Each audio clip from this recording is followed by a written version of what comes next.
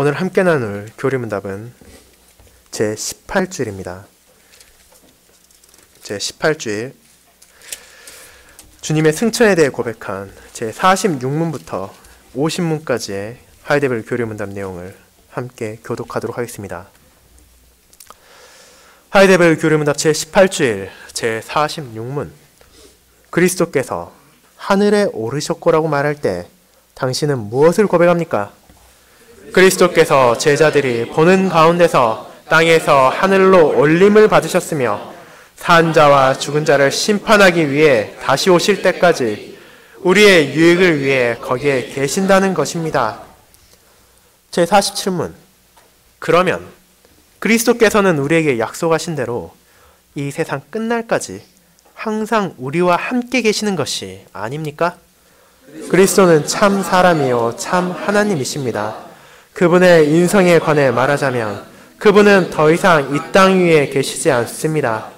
그러나 그분의 신성과 위엄과 은혜와 영예에 관해 말하자면 그분은 우리에게서 결코 떠나 계시지 않으십니다. 제48문 그러나 만일 그분의 신성이 있는 곳마다 인성이 함께 있지 않다면 그리스도 안에 두 본성이 각각 분리되어 있는 것이 아닙니까? 결코 그렇지 않습니다. 왜냐하면 그분의 신성은 제한받지 않으시고 어디에나 현존하기 때문입니다.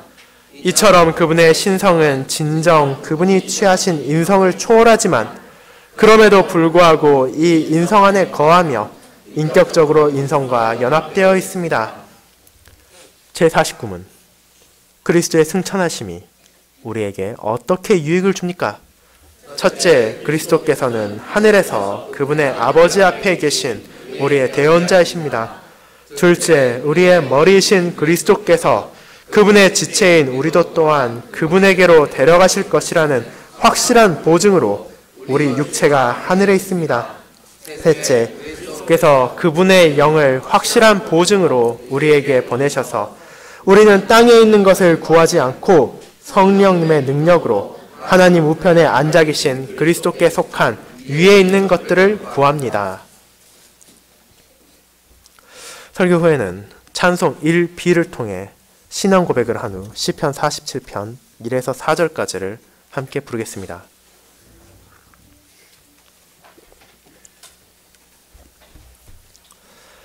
사랑하는 주 예수 그리스도의 형제 자매님들, 대부분의 사람들은 다른 사람들에게서 인정받고 싶어하고 높임을 받고 싶어한다는 욕구를 가지고 있습니다. 학생들은 공부나 운동을 통해 학교에서 친구들에게 둘러싸이고 선생님들의 칭찬을 받는 것을 원하기에 자신들이 잘할 수 있는 것에 노력합니다. 직장인들은 자신의 업무가 인정받기를 원하며 그를 통해 승진을 하고 더 높은 위치에서 의미 있는 일을 하기를 원하기도 합니다. 주부나 은퇴한 사람들이라 하더라도 그러한 인정을 원하지 않는 사람은 극히 드뭅니다. 자신들의 가족들로부터, 자신의 주변을 둘러싼 사람들로부터 좋은 평판을 얻기를 원하는 것은 사람의 본성과도 같은 것입니다. 그러한 갈망을 가졌기에 우리는 주님의 승천 역시도 비슷한 개념으로 바라볼 때가 있습니다. 마치 주님께서 그동안 수많은 고난을 겪으셨고 그러한 고난에 지지 않으시고 자신의 과업을 마치셨기에 힘든 일을 성공한 직장인이 그에 따른 대가로서 승진을 하는 것 같이 이제 주님께 승천하셔서 일을 마치시고 안락한 시간을 보내는 것처럼 말입니다. 하지만 주님께서 영광과 가장 높은 이름을 받으신 것은 사실이지만 이는 결코 그분 개인의 영광만을 위한 것이 아니며 그분이 이제 쉬고 계신 것이 아닙니다.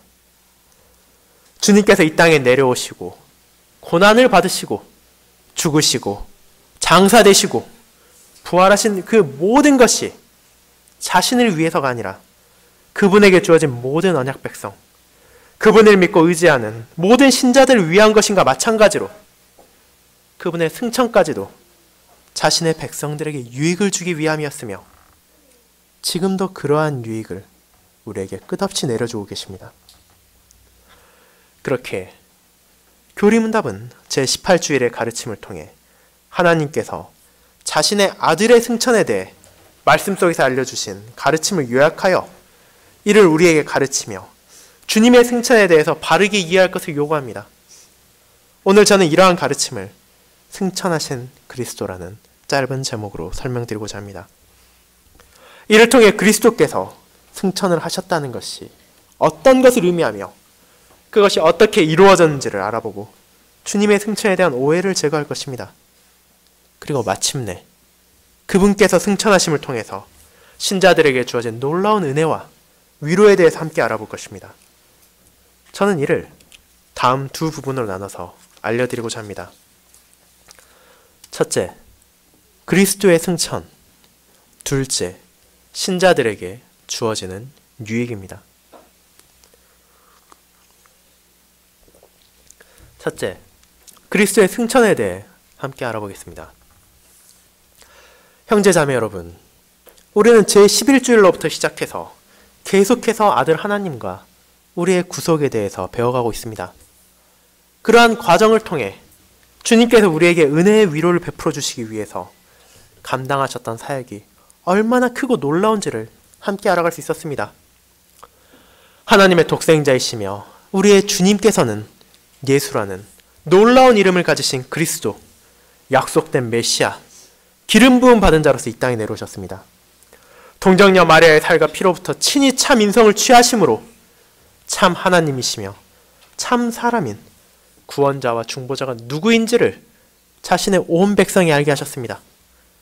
그리고 그분께서는 끊임없이 낮아지셨습니다.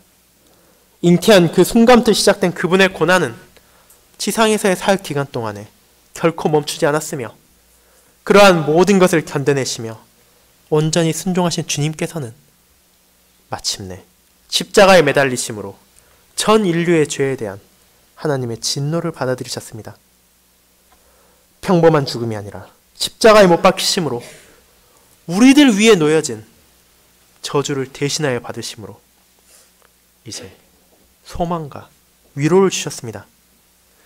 그분께서는 죽으시고 장사되심으로 이제 우리에게 죽음까지도 괴로움과 절망이 아닌 죄와의 싸움을 멈추고 영원한 생명으로 들어가게 된다는 은혜를 베푸셨습니다. 이러한 모든 과정을 통해서 그분께서는 자신의 낮아지심을 통해 우리에게 소망과 위로를 베풀어 주셨다는 것을 확인하게 되었습니다. 그리고 제17주일부터 시작된 그분의 높아지심을 우리는 보게 됩니다. 그분의 낮아주심을 자신에게 주어진 양떼를 위한 선하신 목자로서 감당하신 것 같이 이제 그분의 높아지심까지도 그 백성들에게 크나큰 위로를 준다는 것을 우리는 함께 했습니다. 그분의 부활을 부정하는 수많은 사람들이 당대에도 지금에도 존재하지만 하나님께서는 전능하신 능력으로 그리스도를 살리셨으며 제자들은 이를 보고 증거했습니다. 이를 통해 약하고 나약했던 제자들의 믿음을 붙잡으시고 담대히 자신의 부활을 증거하게 하셨을 뿐 아니라 이제 모든 백성들이 죽음을 두려워하지 않고 주님의 승리를 바라보므로 담대히 각자에게 주어진 소명에 감사히 순종할 수 있게 되었습니다. 이러한 모든 것이 우리에게 주는 위로가 너무나 크며 너무도 놀라운 위로이지만 주님의 구속사역은 아직도 끝난 것이 아닙니다. 우리는 이제 교리문답 제18주일을 통해 주님께서 승천하셨음을 함께 고백하며 그러한 고백의 의미를 함께 나눌 것입니다. 가장 먼저 우리가 알아볼 것은 승천하셨다는 말의 의미입니다. 승천이란 말이 무엇을 의미하는지는 아주 어린 자녀들을 제외하면 모두가 알고 있을 정도로 명백합니다. 이는 하늘로 올라갔다는 것을 의미합니다. 설교전 읽은 사도행전 1장은 그 장면을 다음과 같이 기록하고 있습니다. 이 말씀을 마치시고 그들이 보는데 올려져 가시니 구름이 그를 가려 보이지 않게 하더라. 부활하신 주님께서 제자들과 함께 머무르셨던 시간은 영원한 것이 아니었습니다. 그분께서는 40일이라는 제한적인 시간 동안 그들과 함께 하심으로 자신의 부활을 증거하셨으며 그들에게 하나님 나라의 일, 진리의 말씀을 가르치셨습니다. 그리고 주님께서는 그들에게 예루살렘을 떠나지 말고 아버지께서 약속하신 성령 하나님을 기다릴 것을 명령하셨습니다. 이러한 모든 과정을 거치신 후 그분께서는 하늘로 올라가셨습니다. 그분은 아무도 보지 못하는 상황에서 은밀하게 올려지시지 않으시고 제자들이라는 증인들 앞에서 일을 행하셨습니다. 구름이 승천하시는 그분을 가리어 제자들이 자세히 하늘만을 쳐다보고 있을 때 흰옷 입은 천사들이 그들에게 와서 주님께서 승천하신 대로 때가 되면 다시 오실 것임을 알려주셨습니다. 이와 같이 주님께서는 승천하셨습니다. 그렇다면 우리가 고백하는 주님이 올라가신 하늘은 어디를 의미합니까? 성경에서 하늘이라는 표현은 세 가지 뜻으로 사용되곤 합니다. 첫째로는 공중 그 자체를 의미하며 두 번째로는 눈에 보이는 하늘의 영역을 뜻합니다. 이러한 것은 우리가 일상적으로 사용하는 하늘이라는 표현에 담겨 있는 것으로 새가 날아다니는 공중 혹은 해와 달, 별들이 존재하는 영역을 우리는 하늘이라고 부르기도 합니다. 하지만 성경이 말하는 하늘의 마지막 의미는 세상이 사용하는 것과는 다른 의미를 가지고 있습니다. 이는 하나님께서 자신을 드러내시고 축복받은 자들이 머무르는 장소를 의미합니다. 성경은 이러한 곳을 새 세상, 새 하늘, 하늘의 예루살렘과 같은 표현들로 부르기도 합니다. 즉, 주님께서는 이 하늘에 올라가셔서 산자와 죽은 자를 심판하기 위해 다시 오시는 그분의 날까지 만물을 다스리시는 왕 중의 왕으로서 머무르고 계십니다. 비록 이것이 어디이며 어떤 식의 장소인지 우리의 제한된 지식과 능력으로는 이해할 수 없지만 하나님께서 자신의 말씀을 통해 알려주셨기에 우리는 모든 신자들에게 예비한 우리가 함께할 예비된 하늘이 존재한다는 것을 알고 믿을 수 있습니다. 자, 앞서 말한 바와 같이 이러한 하늘로 올라가심은 주님께서 아무도 보지 못하는 곳에서 숨어서 이루신 것이 아닙니다. 주님을 따르는 제자들은 그분께서 하늘로 올라가는 것을 보았으며 이제 그분의 육신은 더 이상 이 땅에 존재하지 않습니다. 주님께서는 제자들에게 자기 자신이 그들과 항상 함께 있지 않을 것이라는 것을 미리 알려주셨으며 그 하신 말씀에 따라 그들을 떠나셨습니다. 하지만 그럼에도 불구하고 동시에 부활하신 주님께서는 세상 끝날까지 자신의 백성들과 항상 함께 하신다고도 약속하셨습니다. 그렇게 이러한 주님의 승천에 대해 어떤 방식으로 이해해야만 하는지에 대해 오해를 하고 잘못된 가르침을 전파하는 사람들도 있었습니다. 올레비아누스와 우르시누스는 이 교리문답을 기록하며 이에 대응해서 주님의 백성들이 그들의 주인이신 예수 그리스도의 승천을 어떤 방식으로 이해하는지에 대한 하나님의 말씀을 요약해서 남겼습니다. 그것이 바로 우리가 오늘 살펴본 47, 48문답의 내용입니다. 47문답은 먼저 주님의 약속을 인용해서 다음과 같이 묻습니다. 그러면 그리스도께서는 우리에게 약속하신 대로 이 세상 끝날까지 항상 우리와 함께 계시는 것이 아닙니까? 주님께서 분명 이와 같은 약속을 주셨기에 이러한 의문을 가질 수 있습니다. 하지만 동시에 앞서 말한 바와 같이 주님께서는 자신이 제자들과 항상 함께 있지 않을 것이라는 점도 알려주셨습니다. 얼핏 봐서는 모순돼 보이는 이 두 가지 약속을 주님께서는 어떻게 지키실 수 있으셨습니까? 우리 인간적 사고 방식으로는 이는 불가능해 보입니다. 사람의 능력으로는 두 가지 중 하나의 약속을 지키게 되면 다른 하나의 약속은 지킬 수가 없습니다. 어떻게 사람이 다른 이들과 항상 함께하며 그들을 떠날 수 있겠습니까? 하지만 우리는 이 약속의 성취를 통해 주님께서 어떠한 분이신지를 다시 한번 보게 됩니다. 그분께서는 참 사람이시지만 동시에 참 하나님이십니다. 그분의 인성에 따라 육신은 더 이상 이 땅에 머물러 있지 않습니다. 제자들 앞에서 하늘로 올려지셨으며 이는 그 누구도 부인할 수 없는 사실입니다. 자신이 약속하신 바와 같이 하늘로 올려지신 주님을 우리들의 이 눈으로는 더 이상 볼 수 없으며 그분을 만질 수도 없게 되었습니다. 하지만 그럼에도 불구하고 주님께서는 그들과 함께 할 것이라는 자신의 약속 역시 지키셨습니다. 주님께서 이를 어떠한 방식으로 이루셨는지 교리문답은 다음과 같이 말합니다. 그분의 신성과 위엄과 은혜와 영예에 관해 말하자면 그분은 우리에게서 결코 떠나 계시지 않으십니다.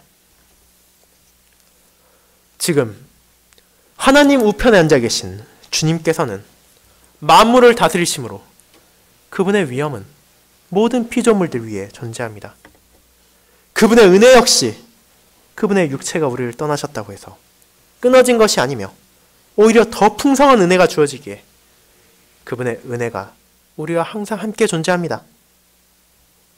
그리고 무엇보다도 그분의 신성은 그분의 인성과 달리 제한이 없으시기에 성부 하나님께서 우리와 항상 함께 하시는 것과 마찬가지로 어디에나 계시며 특별히 자신의 영이신 성령 하나님을 통해 우리 안에 머물러 계십니다. 이를 통해서 우리가 알게 되는 것은 주님께서 하늘로 올라가셨지만 그것이 결코 신자와 주님의 관계를 분리시키지 않는다는 것입니다. 오히려 주님께서는 이전보다 더욱 가까이 계십니다. 주님께서는 다음과 같이 말씀하시므로 제자들과 자신의 백성들에게 이 진리를 깨닫게 하셨습니다. 요한복음 14장 16절 17절을 함께 쳐다보도록 하겠습니다. 요한복음 14장 16절 17절입니다.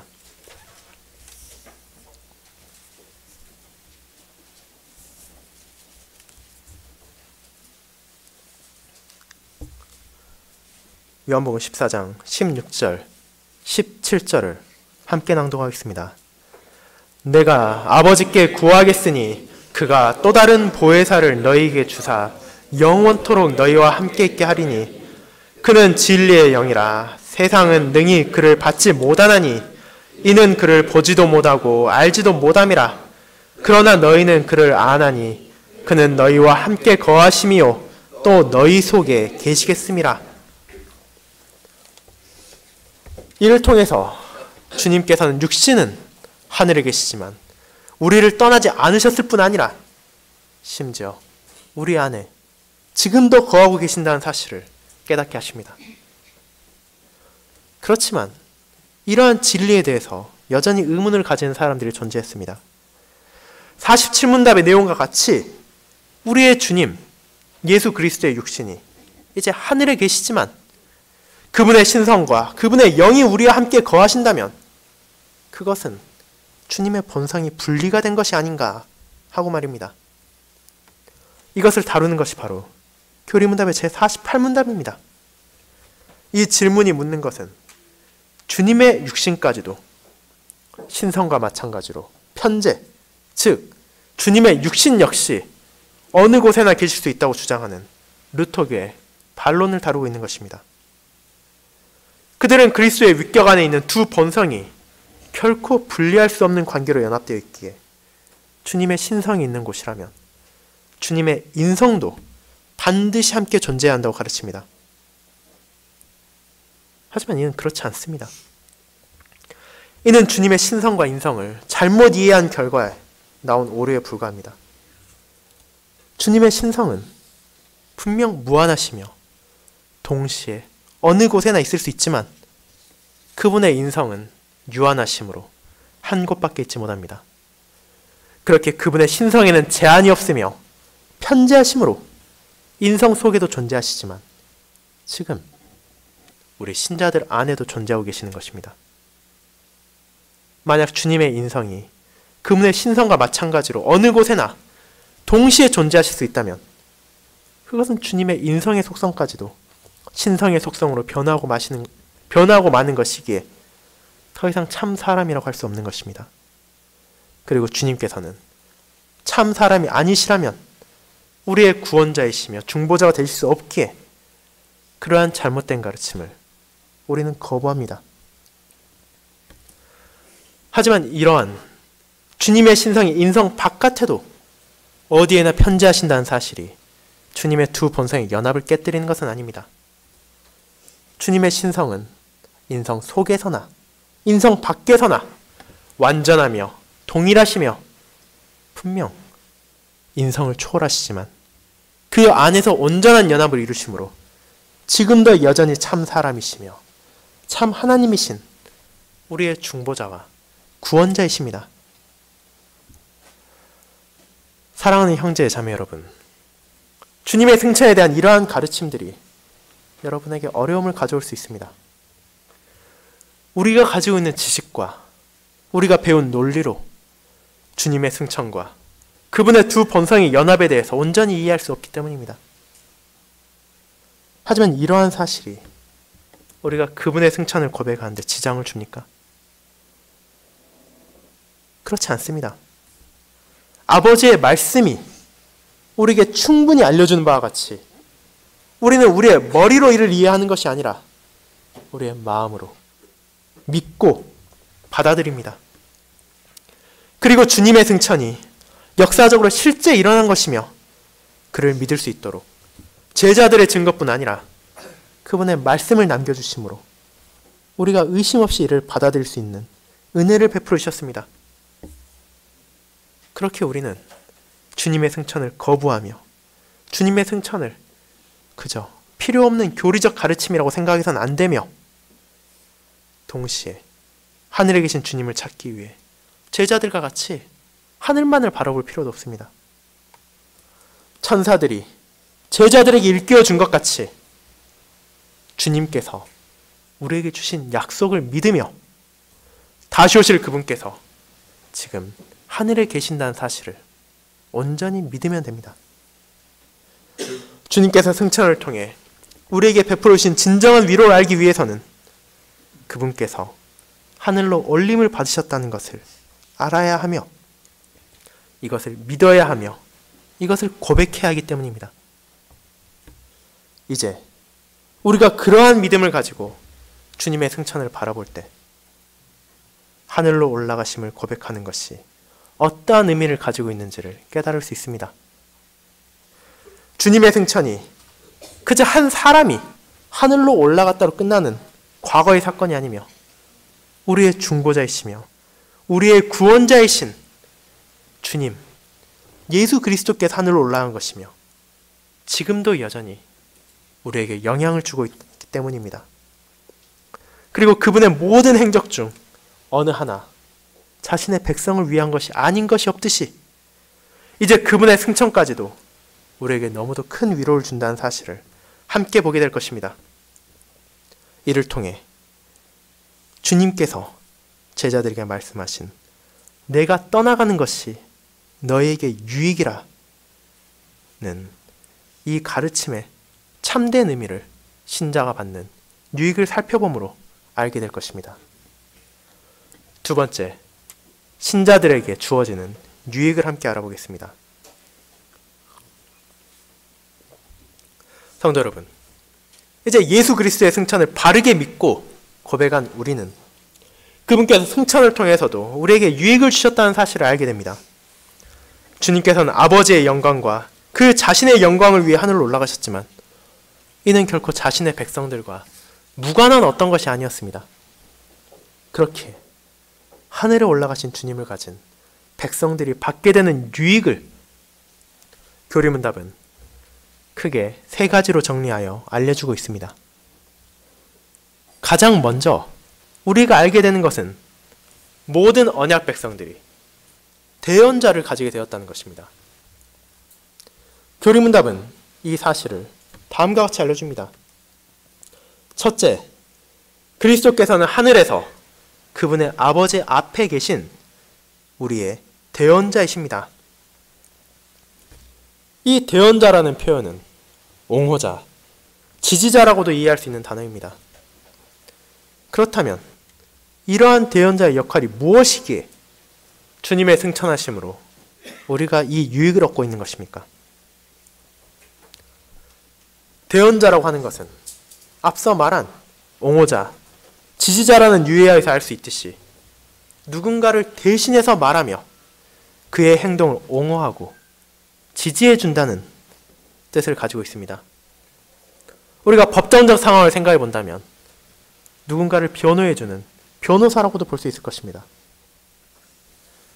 이제 우리의 대언자가 되신 주님께서는 그분의 희생제사의 가치를 통해 우리를 대언하십니다. 즉, 우리가 기도를 드리고 하나님 아버지께 우리의 필요를 구할 때 하늘에 계신 그리스도께서는 자신의 온전한 희생제사의 가치를 통해서 이 모든 것들을 하나님께서 결코 외면치 않도록 하십니다. 주님의 희생제사는 너무도 큰 가치가 있기에 아버지 하나님께서는 그것의 가치로 인해 죄인인 우리를 영접하시고 우리에게 은혜를 베푸십니다. 또한 이 모든 것은 누군가의 강요로 인해 주님께서 억지로 하시는 것이 아니라 자신의 의지를 통해서 하시는 것이며, 동시에 아버지 하나님께서는 이러한 아들 하나님의 뜻을 승인하실 뿐만 아니라 그분의 희생제사의 가치를 우리들의 죄에 대한 충족한 보상으로 받아들이심으로 우리를 사랑 가운데 받아들여 주십니다. 우리 주 예수 그리스도께서는 자신의 죽음으로 얻으신 은덕과 공로들을 이러한 방식을 통해 우리에게 적용시키시는 것입니다. 그렇게 주님께서 승천하심은 그저 하나의 선택지로서 주님께서 택하신 것이 아니라 우리들의 은혜를 위해 주님께서 하셔야 했던 필수적인 것이었습니다. 그리고 주님께서 승천하심을 우리에게 베푸신 은덕의 두 번째는 우리 역시도 하늘에 올라갈 것이라는 사실의 보증이 되신다는 것입니다. 우리는 이러한 사실이 어떤 방식으로 이루어지는지에 대해 어느 정도 알 수 있습니다. 이는 주님의 죽음과 주님의 부활하심이 우리에게 어떻게 유익을 주었는지를 배운 것과 관련이 있습니다. 주님의 죽으심이 우리의 옛 본성을 죽임으로 더 이상 죄에 지배받지 않고 주님의 종이 되어 살아갈 수 있게 하였습니다. 이것이 어떠한 방식으로 가능했습니까? 이는 바로 우리가 믿음으로 주님과 연합하여 머리이신 주님께서 십자가에서 죽으실 때 우리의 옛 본성을 함께 죽게 하고 그분께서 장사되실 때 우리의 옛 본성 역시도 장사하심으로 가능하게 되었습니다. 주님의 부활 역시 마찬가지입니다. 그리스도의 부활이 우리의 영광스러운 부활에 확실한 보증이 된다는 것은 참된 믿음으로 주님과 연합한 모든 신자들이 때가 되면 분명하게 부활할 것임을 가장 먼저 부활하신 주님께서 확신케 하였기 때문입니다. 그렇게 주님의 승천, 하늘로 올려지심도 마찬가지로 주님과 우리의 연합 안에서 이해하며 그 안에서 유익이 주어지는 것입니다. 주님께서는 이에 대해 다음과 같이 말씀하셨습니다. 제자들에게 자신이 언젠가는 그들을 떠나야 한다는 것을 알려주시며 다음과 같은 약속을 주셨습니다. 내 아버지 집에 거할 곳이 많도다. 그렇지 않으면 너에게 일렀으리라. 내가 너희를 위하여 거처를 예비하러 가노니 가서 너희를 위하여 거처를 예비하면 내가 다시 와서 너희를 내게로 영접하여 나 있는 곳에 너희도 있게 하리라. 요한복음 14장 2절 3절 말씀입니다. 이를 통해 주님께서는 자신이 하늘로 올라가실 것만 말하신 것이 아니라 승천을 통해 그분을 믿는 백성들에게 베풀어질 유익까지도 알려주신 것입니다. 이러한 약속을 따라 주님께서는 이미 하늘에 올라가셨으며 이제 우리 역시도 자연스럽게 언젠가 하늘에 올라갈 것을 믿게 됩니다. 그분께서는 우리의 머리로서 이 모든 것을 행하셨기에 그분의 지체인 우리 역시도 그분이 계신 곳으로 향할 것이기 때문입니다. 그렇게 주님께서는 자신의 승천을 통해 우리에게도 승천까지도 베푸심으로 하나님께서 아들이신 예수 그리스도를 부르시고 받아들이신 같이 자신을 따르는 신자들 역시도 때가 되면 온전해진 육체로 하늘에 계신 아버지께로 나아가 그분과 함께하는 영광을 누릴 것임을 확신할 수 있습니다.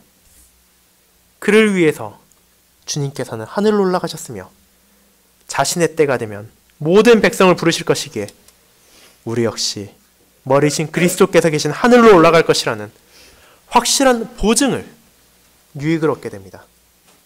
이것이 바로 주님의 승천하심의 두 번째 유익입니다.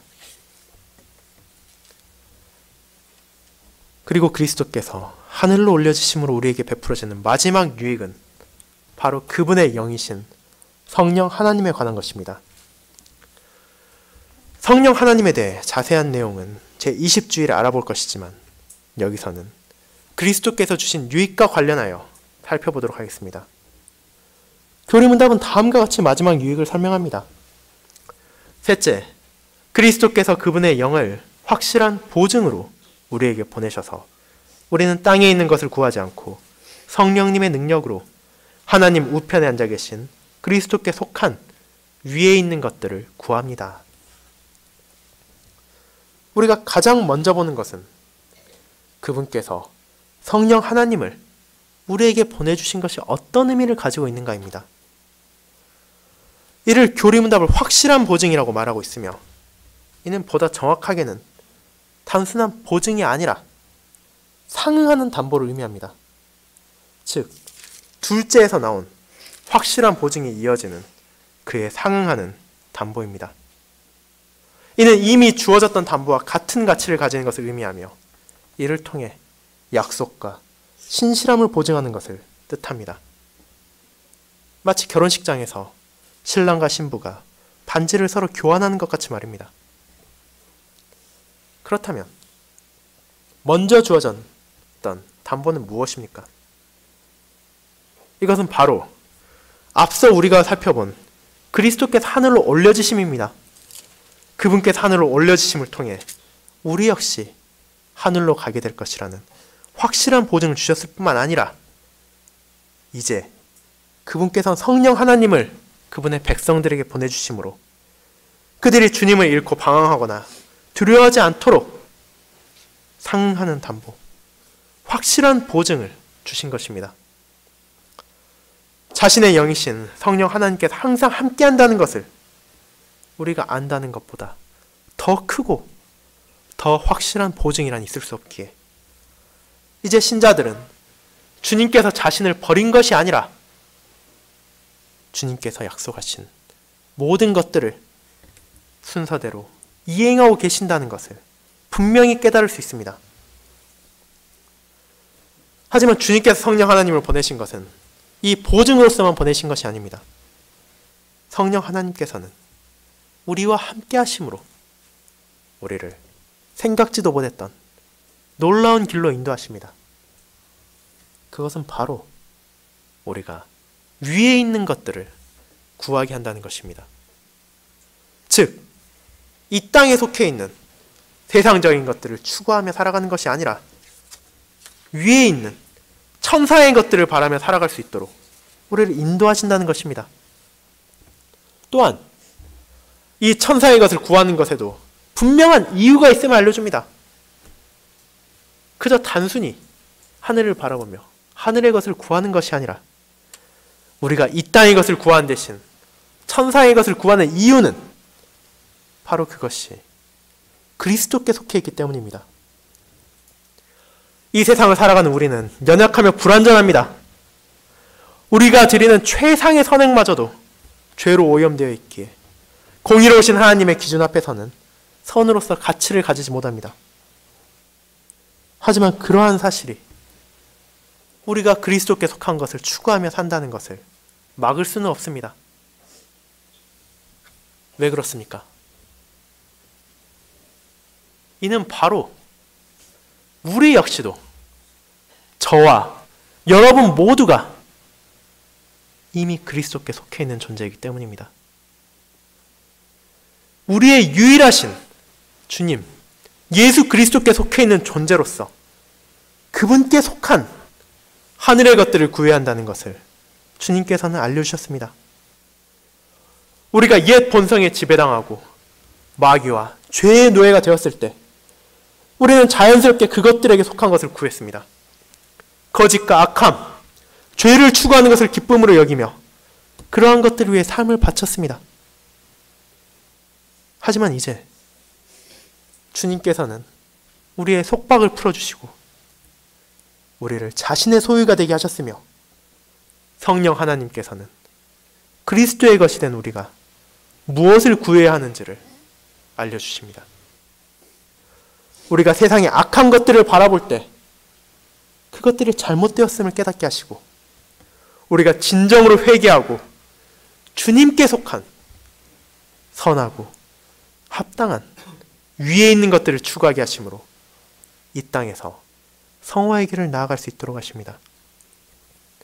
비록 그 성화의 끝인 영화를 온전해진 거룩함을 우리가 이 삶에서 만날 수 없다 하더라도 하늘에 계신 그리스도께서 그분의 때가 오면 주님과 함께 그것을 분명히 누릴 것이라는 것을 약속해 주시고 보증해 주시며 이제 그 길로 인도해 주시기에 우리는 성령 하나님의 도우심으로 이 땅에서도 세상의 길이 아닌 하늘의 길, 거룩함의 길을 나아가며 그리스도의 백성으로 그리스도의 소유로서 살아가게 됩니다. 우리 주 예수 그리스도께서는 이러한 성령님을 약속하시고 이를 보내주심으로 자신의 사랑을 증거하셨습니다. 오순절날 성령의 충만하심을 받은 베드로는 이에 대해서 다음과 같이 선포했습니다. 하나님이 오른손으로 예수를 높이심에 그가 약속하신 성령을 아버지께 받아서 너희가 보고 듣는 이것을 부어주셨느니라. 이러한 약속의 성취를 통해 주님께서는 지금도 계속해서 자신의 백성들을 함께 하시며 그들에게 하늘의 약속을 확신시킬 뿐만 아니라 자신에게 속한 위의 것들을 추구하도록 하십니다. 그리고 우리의 대언자로서 이 순간에도 우리의 기도를 중재하시고 우리를 위해 아버지 하나님께 탄원하심으로 미천한 우리의 기도를 하나님께서 들어주시고 우리를 위해서 사랑과 자비를 베풀어 주신다는 놀라운 유익을 주시고 계십니다. 사랑하는 성도 여러분, 우리는 이제 주님의 승천하심을 통해 얻게 되는 유익을 알게 되었습니다. 그분의 모든 행적이 그러하듯이 하늘에 올려지심까지도 우리를 버리신 것이 아니라 더 크신 은혜를 베풀어 주시기 위함이며 이를 통해 신자들에게 위로를 주신다는 것을 알게 되었습니다. 그렇기에 주님의 승천을 바르게 고백한다는 것은 신자인 우리 역시도 주님과 함께할 하늘에서 누릴 영광의 날에 대한 확실한 약속을 의심하지 않는다는 것을 고백한다는 것입니다. 이러한 분명한 약속을 주심으로 주님께서는 우리가 불안과 근심을 버리고 주님이 주신 평안 속에서 우리 안에 거하시는 성령 하나님의 인도하심을 따라 살아가야 한다는 것을 깨닫게 하십니다.